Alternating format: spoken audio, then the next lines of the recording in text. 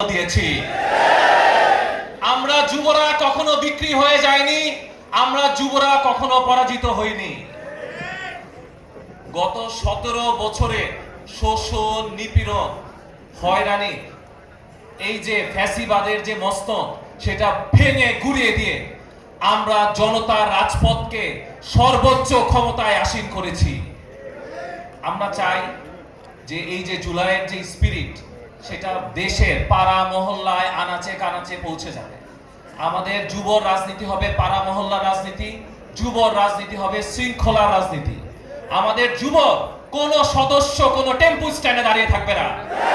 আমাদের যুবর কোন সদস্য পাথর তোলার জন্য নগ্নভাবে আন্দোলন করবে না। আমাদের যুব রাজনীতি হবে স্বনির্ভর রাজনীতি, আমার যুব রাজনীতি হবে সুশৃঙ্খলা রাজনীতি, যুব রাজনীতি হবে বাংলাদেশ বিনির্মাণের রাজনীতি।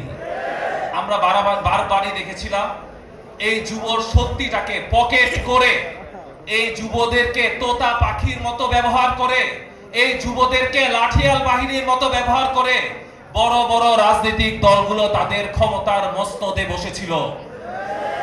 আমরা জাতীয় যুব শক্তি সেই ধারা থেকে বের হয়ে এসে আমরা স্বনির্ভরতার বাংলাদেশে কাজ করব। আমরা চাই আমাদের যুব শক্তি থেকে এখান থেকে বের হয়ে আসবে ব্যবসায়ীরা, এখান থেকে বের হয়ে আসবে উদ্যোক্তারা, এখান থেকে বের হয়ে আসবে অনেক অনেক তরুণ প্রাণ যারা দেশের জন্য কাজ করবে। আমি আপনাদেরকে আহ্বান করতে চাই, আপনারা কোন রাজনৈতিক দলে পেটোয়া বাহিনী হবেন না।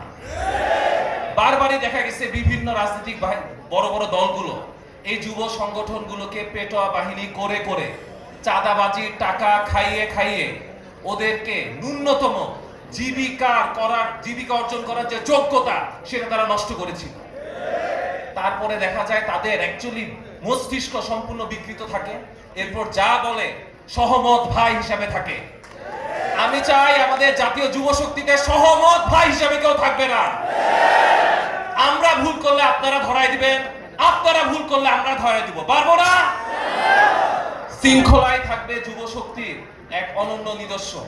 আপনি যদি মানতে পারেন আপনি যুব শক্তির রাজনীতি করবেন, আপনি যদি মানতে না পারেন আপনি জাতীয় যুব শক্তির অংশ হবেন না। আমরা সবসময় সহমর্মিতা, দায় দরদের রাজনীতিতে বিশ্বাস করি।